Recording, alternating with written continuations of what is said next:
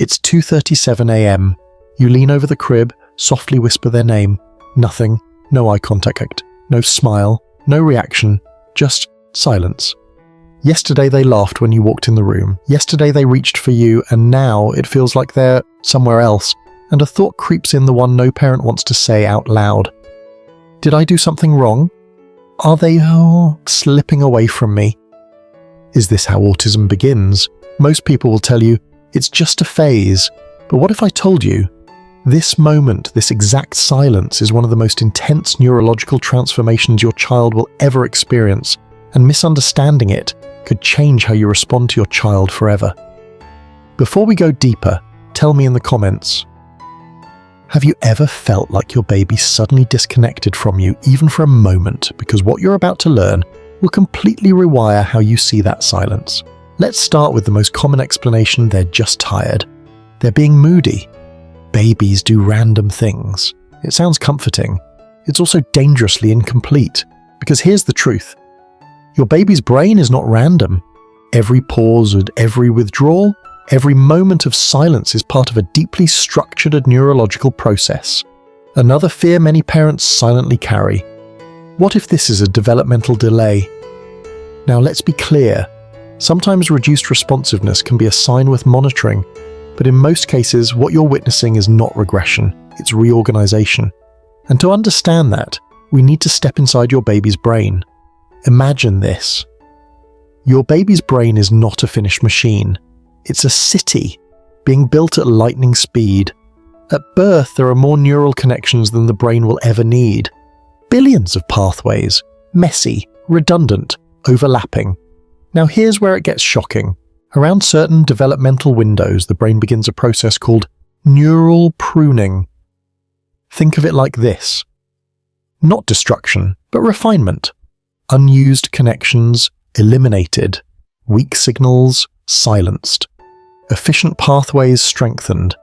This process has been studied extensively in institutions like Harvard Center on the Developing Child, and it's not gentle, it's aggressive. It's as if your baby's brain is saying, we can't keep everything, we must choose what matters, the hidden cost of becoming smarter. During neural pruning, something unexpected happens. The brain temporarily becomes less responsive. Why? Because it is rewiring itself in real time. Imagine trying to answer someone while your entire phone system is being upgraded. Signals get delayed, responses get interrupted, connections drop. That's exactly what's happening inside your baby's mind. The cortisol factor stress you can't ease during this phase. The brain also experiences subtle spikes in cortisol, the stress hormone. Not because your baby is unhappy, but because change itself is stressful for the nervous system. This can lead to reduced eye contact, slower reactions, temporary withdrawal, less vocalization. And to a parent, it feels like emotional distance. But neurologically, it's intense internal activity, the silent mode of learning. Here's something most people don't know. Babies don't only learn by interacting. They also learn by observing silently. This involves something called neural coupling, studied in places like Princeton Neuroscience Institute. It means your baby's brain is syncing with yours, even when they're not visibly responding. So when your baby seems absent, they may actually be recording patterns, mapping your voice, studying facial micro-expressions, building predictive models of behavior. Silence is not absence, it's processing. The pruning paradox. Here's the paradox that terrifies parents. Your baby may appear less connected at the exact moment their brain is becoming more efficient. It's like watching a dimming light, not realizing the system is upgrading behind the walls. Let's reframe this moment. That's silence. It's not rejection. It's not loss. It's not disconnection. It is trust at its deepest level, because your baby is safe enough to turn inward, safe enough to reorganize their entire brain without panic. Think about that. They are not pulling away from you. They are building the version of themselves that will come back to you stronger. What feels like distance is actually growth. That quiet phase, it's like a cocoon, uncomfortable to witness, but necessary and temporary. So what should you actually watch for? Here's where science becomes practical. While most silent phases are normal, consult a professional. If no eye contact for extended periods, weeks, not days, no response to sound consistently, loss of previously acquired skills, no social smiling after 3 to 4 months.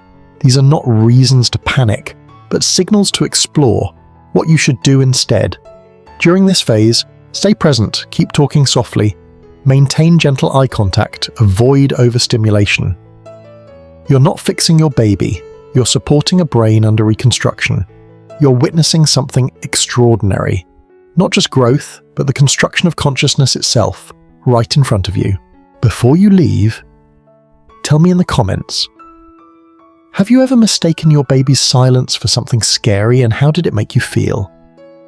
Because your story might help another parent feel less alone tonight. And if this changed how you see your child, there's something even deeper we need to explore next. Why your baby suddenly looks afraid of you. The 7-second brain shift parents misread. I'll see you in the next video.